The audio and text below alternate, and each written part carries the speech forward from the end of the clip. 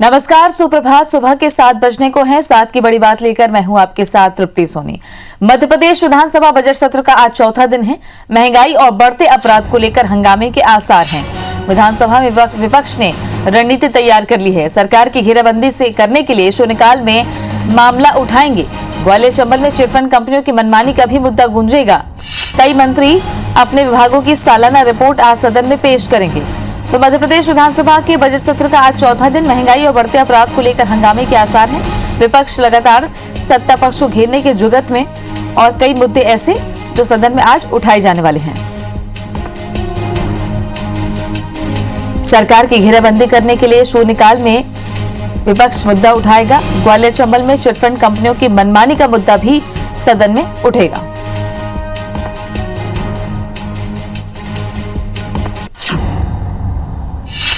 मध्य प्रदेश विधानसभा के बजट सत्र का आज चौथा दिन है।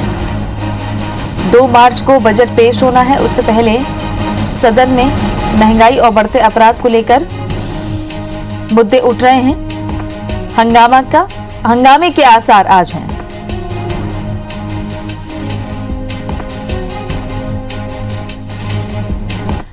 इधर छत्तीसगढ़ विधानसभा के बजट सत्र का आज चौथा दिन है। सदन में धान खरीदी, कस्टम मिलिंग और सूपे बेड़ा का मामला गूंजेगा। बीजेपी से पुन्नूलाल मोहले और नारायण चंदेल प्रश्नकाल में ये मुद्दा उठाएंगे। ध्यान आकर्षण सूचना के माध्यम से सूपे बेड़ा में जल आवर्धन योजना शुरू नहीं किए जाने को लेकर सरकार का ध्यान आकर्षित करेंगे। प्रश्नकाल में ज्यादातर सवाल नगरीय प्रशासन मंत्री शिव कुमार डहरिया और खाद्य मंत्री अमरजीत भगत के विभाग से संबंधित लगाए गए हैं। तो आज छत्तीसगढ़ विधानसभा में धान का मुद्दा एक बार फिर गूंजने वाला है। कस्टम मिलिंग और सूपे बेड़ा का मामला भी उठेगा। बीजेपी से पुन्नूलाल मोहले और नारायण चंदेल प्रश्नकाल में मुद्दा उठाएंगे। ध्यान आकर्षण की सूचना के माध्यम से सूपे बेड़ा में जल आवर्धन योजना शुरू नहीं किए जाने को लेकर सरकार का ध्यान आकर्षित भी करेंगे। और आज ज्यादातर सवाल नगरीय प्रशासन मंत्री शिव कुमार डहरिया और खाद्य मंत्री अमरजीत भगत के विभाग से संबंधित लगाए गए हैं।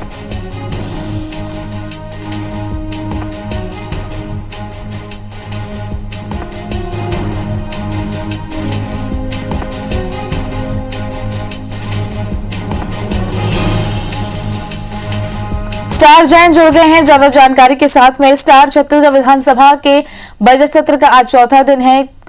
धान का मुद्दा उठेगा, इसके अलावा और क्या कुछ खास रहने वाला है छत्तीसगढ़ में? देखिए, विधानसभा का चौथा दिन है और लगातार जिस प्रकार से हम देख रहे हैं कि जिस भी मुद्दे हों उस पे सरकार के ऊपर लगातार विपक्ष जो आरोप लगाते आ रही, चाहे धान खरीदी का मामला हो, चाहे कानून व्यवस्था की बात हो, और आज जो मामला है धान खरीदी के साथ साथ उसकी कस्टम मिलिंग का मामला भी उठेगा। साथ ही साथ सूपे बेड़ा का मामला भी सदन में गूंजेगा और इसको लेकर भी हंगामे के आसार पूरे नजर आ रहे हैं, क्योंकि विपक्ष हर मुद्दे को लेकर आक्रामक रुख अपना कर रखा है शुरू से, लेकिन सरकार भी लगातार हर मुद्दों पर अपनी बात रखने को तैयार है। और जहां तक आज की बात करें तो मुख्य रूप से जो अमरजीत भगत खाद्य मंत्री हैं और साथ ही साथ जो शहरी नगरीय विकास मंत्री शिव डहरिया, उनके विभाग से जुड़े हुए मामलों पर ज़्यादा चर्चा होगी यहाँ। और इस तरह से चौथा दिन है, और लेकिन चौथा दिन भी काफ़ी कुछ हंगामे होने के आसार इसमें है। इसके साथ ही महिला कांग्रेस भी आज एक प्रदर्शन करने जा रही है महंगाई के खिलाफ। कांग्रेस के तरफ से ये प्रदर्शन किया जा रहा है और केंद्र पे सीधा महंगाई को कंट्रोल नहीं करने का आरोप लगाया जा रहा है केंद्र के ऊपर, कि जिस तरीके से मौजूदा स्थिति में चाहे तेल के दामों चाहे गैस के दामों लगातार बढ़े हैं, उससे लेकर महंगाई बढ़ी है, ऐसा महिला कांग्रेस का मानना। और उसको लेकर एक बड़ा प्रदर्शन आज महिला कांग्रेस राजधानी रायपुर में करने जा रही है। इसके साथ ही एम्स रायपुर में आज एक नए गेट की शुरुआत हो रही है। कहने को ये भली छोटी खबर होगी कि एक नए गेट से खास क्या है, लेकिन इससे जो दूसरे शहर से आने वाले, दरअसल छठवां गेट जो है सरोना रेलवे स्टेशन से नजदीक पे बना हुआ है, जिससे यात्री सीधा ट्रेन से उतरकर सीधा एम्स में प्रवेश कर सकेंगे। लंबे समय से इस तरीके के रास्ते की मांग थी, क्योंकि जो बाहर से दूसरे शहरों से लोग जो ट्रेन से आते थे उन्हें उतरकर करीब 2 से 3 किलोमीटर लंबा घूम के एम्स पहुंचना पड़ता था, और ऐसे में सीधे वो ट्रेन से उतरकर स्टेशन से बाहर निकलकर सीधे एम्स में आ जाएंगे। सांसद सुनील सोनी ये सौगात देंगे और इसके साथ ही वहाँ एम्स में निरीक्षण भी करेंगे कि मौजूदा स्थिति में क्या वहाँ पर और सुधार की आवश्यकता है और वहाँ पे आने वाले मरीजों को किस तरीके की परेशानी या फिर उनकी क्या सुझाव, इसको लेकर भी वो चर्चा करेंगे। और जनता के लिहाज से काफी अच्छी खबर है ये कि सीधे एम्स पहुंच सकते हैं लोग। ये सुविधा अगर शुरू होगी तो राहत आम जनता को ही मिलेगी। बहरहाल शुक्रिया आपका स्टार जानकारी के लिए। नारायणपुर जिले में 3 अलग अलग नक्सली घटनाओं में 2 जवान शहीद हो गए। एक जवान की हालत गंभीर बनी हुई है जिसका इलाज रायपुर में जारी है। पहली मुठभेड़ सुबह 10 बजे अबूझमाड़ के काकुर के जंगल में हुई। इस दौरान डीआरजी का एक जवान घायल हो गया। घायल जवान को हेलीकॉप्टर से एयरलिफ्ट करते वक्त शहीद हो गए। शहीद कनेर हुसैनडी नारायणपुर के धौड़ाई के रहने वाले थे। वहीं दूसरी घटना कुतुलमार की है जहां सड़क सुरक्षा में निकले सीएफ का जवान करेल घाटी के पास आईडी की चपेट में आ गया। घायल जवान को इलाज के लिए रायपुर रेफर किया गया है। फिलहाल घायल जवान की हालत स्थिर है। तीसरी घटना देर शाम सोनपुर मार्ग पर बेचा मोड़ की है। सड़क सुरक्षा में लगे आईटीबीपी का एक जवान नक्सलियों की पाइप बम की चपेट में आने से शहीद हो गए। शहीद एन बालास्वामी तमिलनाडु के रहने वाले थे जो आईटीबीपी के 53वीं बटालियन में सोनपुर कैंप में पदस्थ थे। दोनों शहीद जवानों को गुरुवार को गार्ड ऑफ ऑनर दिया जाएगा और पार्थिव देह को गृहग्राम के लिए रवाना किया जाएगा। छत्तीसगढ़ के मुख्यमंत्री भूपेश बघेल ने दोनों जवानों की शहादत पर दुख जताया है और पीड़ित परिवार के प्रति अपनी संवेदना व्यक्त की है। जिले में अपने 2 वीर शहीद को खोया है। एक घटना हुई है सोनपुर के पास में जहां पर एक पाइप बम फटने से आईटीबीपी का एक जवान एल बालूचामी, ये मदुरई डिस्ट्रिक्ट तमिलनाडु का रहने वाला है, वो शहीद हुए हैं। दूसरी एक घटना जो हुई है वो हमारी डीआरजी की फोर्स निकली हुई थी ऑपरेशन के लिए। उसमें हमारा एक जवान कनेर हुसैनडी, इसको गोली लगी थी और उसको बचाने का काफ़ी प्रयास किया गया परंतु वो भी शहीद हुए हैं। इस प्रकार से 2 घटना में 2 जवानों की शहादत हुई है। एक घटना अकाबेड़ा क्षेत्र में हुई जहाँ पे आईडी की चपेट में एक जवान आया है परंतु उसको रायपुर हॉस्पिटलाइज कर दिया गया है। अभी उसकी स्थिति बेहतर है। छत्तीसगढ़ के मुख्यमंत्री भूपेश बघेल ने आज कोरोना रोकथाम और बचाव को लेकर उच्च स्तरीय बैठक ली। बैठक में स्वास्थ्य मंत्री टीएस सिंहदेव, गृह मंत्री ताम्रध्वज साहू और कृषि मंत्री रविंद्र चौबे समेत विभागीय अधिकारी मौजूद रहे। सीएम ने कहा कि दिल्ली, मुंबई समेत महाराष्ट्र के कई शहरों में कोरोना संक्रमण बढ़ रहा है, लिहाजा सभी जिलों के कलेक्टर्स को सतर्क किया जाए। एयरपोर्ट और राज्य की अंतर्राज्यीय सीमाओं पर विशेष रूप से महाराष्ट्र से लगी राज्य की सीमा पर टेस्टिंग की व्यवस्था सुनिश्चित की जाए। जो लोग मास्क नहीं लगाते हैं उनसे जुर्माने की राशि वसूली की जाए। स्वास्थ्य मंत्री टीएस सिंहदेव ने बताया कि एयरपोर्ट पर आने वाले यात्रियों की टेस्टिंग शुरू कर दी गई है। वहीं राजनांदगांव जिले के महाराष्ट्र सीमा पर बाघ नदी और बोट तालाब में स्वास्थ्य विभाग और पुलिस विभाग लोगों की थर्मल स्क्रीनिंग कर रहे हैं। छत्तीसगढ़ में वे किस स्थान पर जा रहे हैं इसकी जानकारी भी ली जा रही है। इधर बीजापुर में लोगों की लापरवाही देखने को मिल रही है। न तो लोग मास्क लगा रहे हैं, न ही सोशल डिस्टेंसिंग का पालन कर रहे हैं।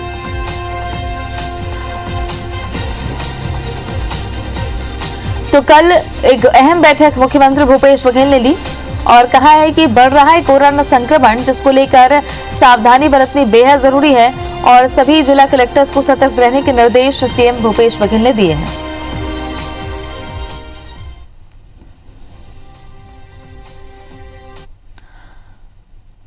कांग्रेस के पूर्व राष्ट्रीय अध्यक्ष राहुल गांधी के उत्तर भारतीयों को लेकर दिए गए बयान से सियासी घमासान मच गया है।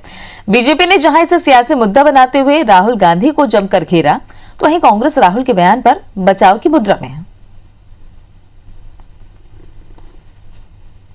And it has been my experience now, since I've been an MP, I have also got to understand a little bit about the wisdom of the people of Kerala.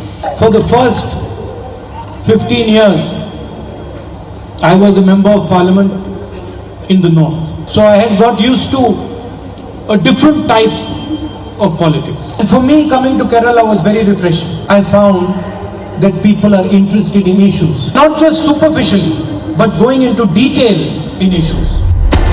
Congress के पूर्व राष्ट्रीय अध्यक्ष राहुल गांधी का यही वो बयान है जिसने देश भर में सियासी घमासान मचा दिया है। दरअसल केरल की एक रैली में राहुल गांधी ने कहा कि 15 साल तक मैं उत्तर से यानी अमेठी से सांसद रहा, मुझे एक अलग तरह की राजनीति की आदत हो गई। मेरे लिए केरल आना एक अलग तरह का अनुभव है, क्योंकि अचानक लगा कि यहाँ लोग मुद्दों में दिलचस्पी रखते हैं न केवल सतही तौर पर बल्कि भीतर तक चीजों को समझते हैं। And it has been my experience now, since I've been an MP, I have also got to understand a little bit about the wisdom of the people of Kerala. For the first 15 years, I was a member of parliament in the north. So I had got used to a different type of politics. And for me, coming to Kerala was very refreshing. I found that people are interested in issues, not just superficially, but going into detail in issues. Rahul Gandhi के इस बयान के बाद तो जैसे देश की राजनीति में बवंडर सा आ गया। अमेठी से सांसद और केंद्रीय मंत्री स्मृति ईरानी, प्रकाश जावड़ेकर, यूपी के मुख्यमंत्री योगी आदित्यनाथ और मध्य प्रदेश के मुख्यमंत्री शिवराज सिंह चौहान समेत पूरी भाजपा ने इस मुद्दे पर राहुल गांधी को जमकर घेरा। मुझे लगता है कि प्रदेशों के बीच में फूट डालने की जो राजनीति राहुल गांधी कर रहे हैं, उससे भारतीय लोकतंत्र को आघात पहुंचाने वाली उनकी राजनीति का जवाब देश की जनता उन्हें 2019 के चुनाव में दे चुकी है। भारतीय जनता पार्टी की जीत जवाब है राहुल गांधी की डिवाइसिव पॉलिटिक्स का। अब कौन सा सवाल वो कर रहे हैं, मुझे तो लगता है कि ये सोची समझी रणनीति है। देश में नफरत फैलाना, मछुआरों में भ्रम फैलाना। वो मैंने जो कहा है वो भ्रम का हफीम खाए हुए हैं। एक भारत और श्रेष्ठ भारत पूरे देश को मानते हैं। कश्मीर हो, कन्याकुमारी हो, भोपाल हो, गुवाहाटी हो, अपना देश अपनी माटी है। देश को ऐसे कभी नहीं बांटना चाहिए। तो अंग्रेजों की और अंग्रेजों द्वारा बनाई हुई पार्टी और अंग्रेजों द्वारा चलाई हुई पार्टी का नेता तो इसी तरह की बात करेगा। शर्म आनी चाहिए राहुल गांधी को। वो भूल गए कि नेहरू परिवार को अमेठी ने और रायबरेली ने ही पाला था। हमारा उत्तर भी अच्छा है, हमारा दक्षिण भी अच्छा है, हमारा पूरब भी अच्छा है, हमारा पश्चिम भी अच्छा है। कुल मिलाकर हमारा हिंदुस्तान अच्छा है। आप नानी को छोड़ के इस देश को समझने की कोशिश करो। इधर पूरी कांग्रेस बचाव की मुद्रा में कांग्रेस ने आरोप लगाया कि भाजपा राहुल गांधी के बयान को तोड़ मरोड़ कर पेश कर रही है। वही केवल स्पष्टीकरण दे सकते हैं कि इस परिप्रेक्ष्य में उन्होंने ये टिप्पणी करी है। पर जहां तक भारतीय राष्ट्रीय कांग्रेस का प्रश्न है, हमने पूरे देश को एक समझा है, कभी क्षेत्र, भाषा और धर्म के आधार पर लकीरें नहीं खींची। देखिए, ये बात आप तोड़ मरोड़ रहे हैं। उन्होंने कहा कि यहाँ मुद्दों पर ज्यादा बात होती है, यहाँ डिटेल में बात कर लेते हैं। इसमें क्या खराबी है? तो मैं भी कहूंगा कि कई जगह ऐसे अपने मध्य प्रदेश में है जहाँ कई जिलों में ज्यादा जागरूकता है, वो ज्यादा डिटेल में बात कर लेते हैं, कहीं कम डिटेल में बात करते हैं। भारत को बांटने की कोशिश तो आरएसएस और भारतीय जनता पार्टी के लोग आज से नहीं, जब इनकी 2 सीटें आई थी लोकसभा में तब से कर रहे हैं। कांग्रेस पार्टी और कांग्रेस पार्टी के नेता कभी देश को बांटने का सपने में भी नहीं सोच सकते। हम तो वो लोग हैं जिनने देश को एकजुट करके इस भारत की आजादी के लिए लड़ाई लड़ी है। राहुल गांधी एक बार फिर सियासी मुद्दा बने और सोशल मीडिया से लेकर सियासी सूरमाओं के बीच बयानों का बवाल मचा हुआ है। Bureau report, IBC 24। Madhya Pradesh में नगरीय निकाय चुनाव की तारीखों को लेकर कई तरह की चर्चाओं का बाजार गर्म है। कहा यह भी जा रहा था कि नगरीय निकाय चुनाव बोर्ड परीक्षाओं के बीच में होंगे। बाल आयोग ने तो बाकायदा निर्वाचन आयोग को एक पत्र भी लिखा था। वहीं अब राज्य निर्वाचन आयुक्त बसंत प्रताप सिंह ने इस मामले में पूरी तस्वीर साफ कर दी है। उन्होंने कहा है कि चुनाव कराने से पहले बहुत सी बातों पर विचार किया जाता है, जैसे चुनाव की तारीखों के बीच में कोई सार्वजनिक आयोजन तो नहीं होने जा रहा, कहीं लोगों की गैदरिंग तो नहीं हो रही, कोई त्योहार उत्सव तो नहीं पड़ रहे, कोई ऐसा कारण तो नहीं है जिसके चलते कोई व्यक्ति वोट डालने नहीं आ सकता। इन सब बातों को देखने, सोचने, परखने के बाद ही चुनाव की तारीखों का ऐलान किया जाता है। राज्य निर्वाचन आयुक्त ने कहा कि चुनाव प्रक्रिया स्कूलों में ही पूरी कराई जाती है, ऐसे में परीक्षाओं के बीच चुनाव का सवाल ही नहीं उठता। वहीं कांग्रेस की मतपत्र से चुनाव कराने की मांग को लेकर राज्य निर्वाचन आयुक्त बसंत प्रताप सिंह ने कहा कि चुनाव ईवीएम से ही होंगे। ये कह रहा हूं कि जब भी चुनाव होंगे वो इस तरीके से होंगे कि वो परीक्षाओं को डिस्टर्ब नहीं करें चुनाव। और अब वो पुराना जमाना भी नहीं रहा कि भोंपू लगा रहता था और शोर मचा रहता था। अब तो बहुत सारे बंधन चुनाव प्रचार पर भी हैं, वो इन चुनावों में भी लागू रहेंगे। तो बहुत ऐसा नहीं होगा कि कोई परीक्षा को दिक्कत हो जाए। युवती को घर के सामने से उठाकर नशीला पदार्थ पिलाकर गैंगरेप करने वाले निष्कासित बीजेपी पदाधिकारी समेत एक शासकीय और एक अन्य दुराचारी को शहडोल पुलिस ने गिरफ्तार किया है। चौथा आरोपी फरार है, जिसकी पुलिस सरगर्मी से तलाश कर रही है। घटना के बाद जैतपुर बीजेपी मंडल अध्यक्ष को पार्टी ने निष्कासित कर दिया था। 2 दिन तक एक फार्म हाउस में गैंगरेप कर आरोपी जैतपुर बीजेपी मंडल अध्यक्ष विजय त्रिपाठी, शासकीय शिक्षक राजेश शुक्ला, मोनू महाराज और मुन्ना सिंह फरार हो गए थे। युवती की शिकायत पर पुलिस चोरों के खिलाफ मामला दर्ज कर उनकी तलाश कर रही थी, जिसमें 3 आरोपी पकड़े गए। वहीं चौथे आरोपी मोनू महाराज के ऊपर एसपी ने 10,000 का इनाम घोषित किया है। जो घटना जैतपुर में हुई थी, उसके जो आरोपी फरार थे उनको पकड़ने के लिए 5 टीमें अलग अलग क्षेत्र में गई हुई थी। पिछले 48 घंटे से बहुत सघन प्रयास के बाद 3 आरोपी गिरफ्तार किए गए हैं। मुख्य आरोपी राजेश शुक्ला भी पकड़ा जा चुका है। इसके अलावा विजय त्रिपाठी और मुन्ना ठाकुर और मोनू सिंह को भी गिरफ्तार किया गया है। दतिया जिले के जिगना, बड़ौनी, चिरोला, उनाव, सिनावला और कोतवाली पुलिस ने अलग अलग कार्रवाई करते हुए करीब 15 किलो गांजा, 7 कट्टे, 2 बंदूकों के साथ 15 बदमाशों को पुलिस ने गिरफ्तार किया है। इनमें से एक बदमाश 10,000 का इनामी बदमाश है। पुलिस अधीक्षक दतिया अमन सिंह राठौर ने बताया कि मुखबिर से सूचना मिली थी कि कपाली आश्रम के पास कुछ बदमाश एक पेट्रोल पंप पर डकैती डालने की योजना बना रहे हैं, जिसके बाद एडिशनल एसपी कमल मौर्य की अध्यक्षता में आरआई रवि शुक्ला और 6 थाना प्रभारियों के नेतृत्व में टीम का गठन किया और सभी आरोपियों को धर दबोचा।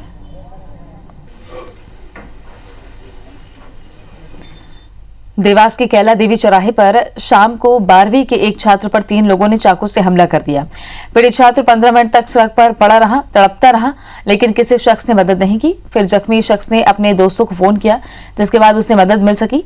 पीड़ित को निजी अस्पताल में ले जाया गया, जहां से वीरेंद्र सिंह बैस को इंदौर रेफर किया गया। बताया जा रहा है कि वीरेंद्र सिंह अपने दोस्त से मिलने पहुंचा था। इसी दौरान 3 युवकों से किसी बात को लेकर विवाद हो गया, जिसके बाद तीनों ने वीरेंद्र को दौड़ा-दौड़ाकर चाकू मारा। फिलहाल पुलिस आरोपियों की तलाश कर रही है। राजधानी की पिपलानी पुलिस ने नशे के 3 सौदागरों को गिरफ्तार किया है। आरोपी विदेशी वेबसाइट के जरिए नशे की खेप मंगाता था।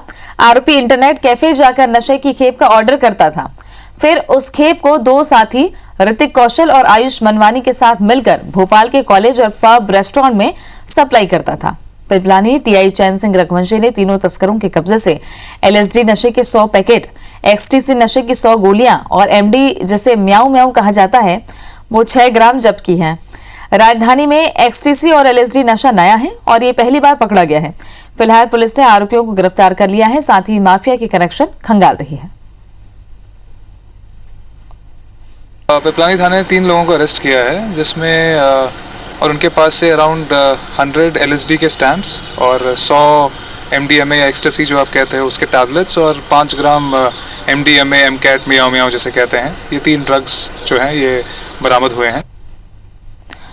मुरैना में जहरीली शराब कांड के बाद प्रशासन की कार्रवाई से डरे अवैध शराब माफिया भले ही भाग चुके हों या फिर इस समय सक्रिय न हों, पर उसके बाद भी अब दूसरे प्रदेश की सीमा से लगे होने के कारण जिले में दूसरे प्रदेशों के शराब ठेकेदार अपनी शराब खपाने का काम कर रहे हैं। ऐसे में पुलिस और आबकारी विभाग ने अब उन ठेकेदारों पर भी मामला दर्ज करना शुरू कर दिया है। पुलिस ने ऐसे सभी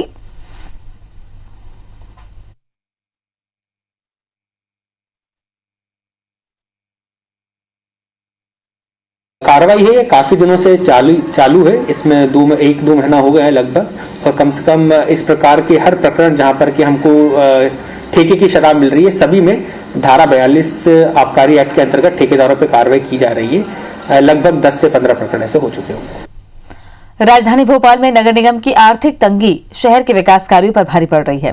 दरअसल भुगतान नहीं होने के कारण शहर में किए जा रहे विकास कार्यों को ठेकेदारों ने बंद कर दिया है। भोपाल कॉन्ट्रैक्टर एसोसिएशन के पदाधिकारियों ने बताया कि ठेकेदारों का कोरोना काल से पहले का भुगतान बचा हुआ है।